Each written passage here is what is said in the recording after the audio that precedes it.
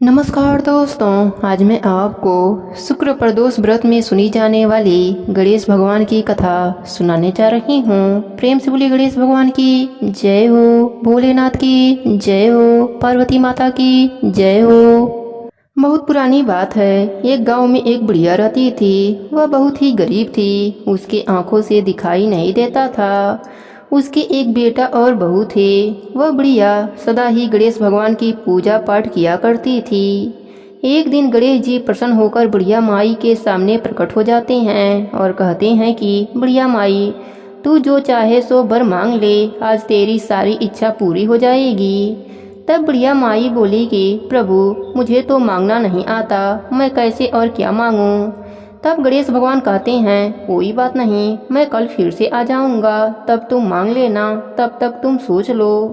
तब बुढ़िया माई अपने बेटे के पास गई और कही, बेटा, गणेश जी मुझ पर प्रसन्न हुए हैं और मुझे वर मांगने को कहा है, तो बताओ मैं क्या मांगूं। तब पुत्र बोला कि माँ देखो, हम लोग कितने गरीब हैं, हमें धन की बहुत कमी है, तो तू गणेश भगवान से धन मांग ले। तब बुढ़िया अपने बहू से पूछती है। तब बहू कहती है, माई आप तो नाती पोते मांग लीजिए। अब बुढ़िया माई सोचती हैं कि यह तो सब अपने अपने मतलब की बातें कर रहे हैं। अतः वह अपने पड़ोसन के पास जाती हैं और उनसे पूछती हैं। तब पड़ोसन कहती है, बुढ़िया माई तू तो थोड़े ही दिन जिएगी, तू क्यों धन मांगेगी, क्यों नाती मांगेगी। तू तो अपने लिए अपनी आंखों की रोशनी मांग ले, जिससे तेरी जो बची जिंदगी है वह आराम से कट जाए। तब बुढ़िया अगले दिन घर के मंदिर में जाकर बैठ जाती है। तब तक गणेश भगवान प्रकट होते हैं। गणेश जी ने कहा, बुढ़िया माई क्या चाहिए तुम्हें, मांग लो।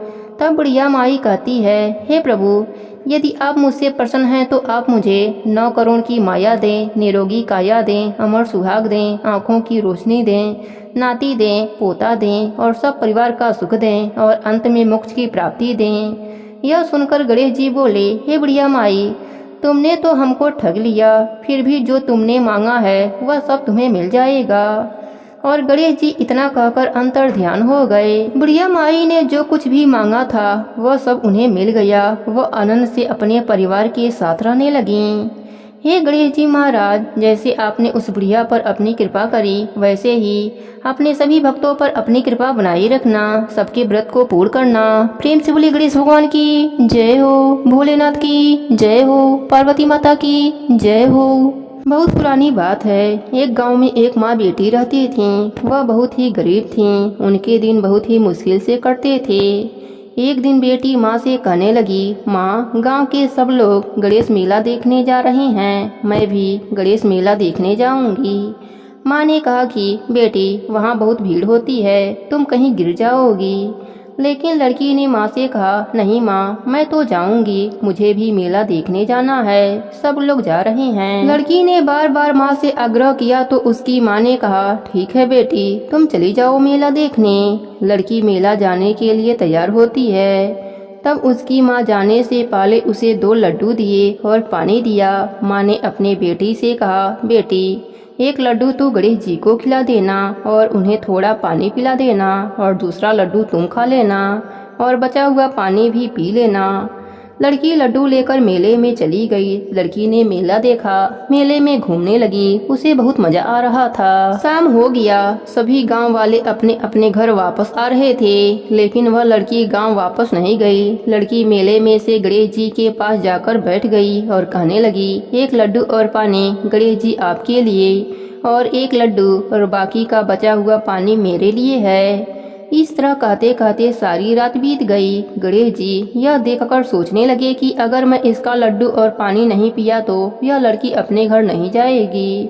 यह सोचकर गणेश जी उस लड़की से एक लड्डू लेकर खा लिए और पानी भी पी लिया। फिर गणेश जी उस लड़की से कहने लगे, मांगो, तुम क्या मांगती हो। तब लड़की मन में सोचने लगी, मैं क्या मांगूं, अन्न मांगूं, धन मांगूं या अपने लिए वर मांगूं, खेत मांगूं या महल मांगूं। वह मन में सोच रही थी तो गणेश जी ने उसके मन की बात को जान गए। उन्होंने लड़की से कहा, तुम अपने घर जाओ, तुमने जो भी अपने मन में सोचा है वह सब तुम्हें मिल जाएगा।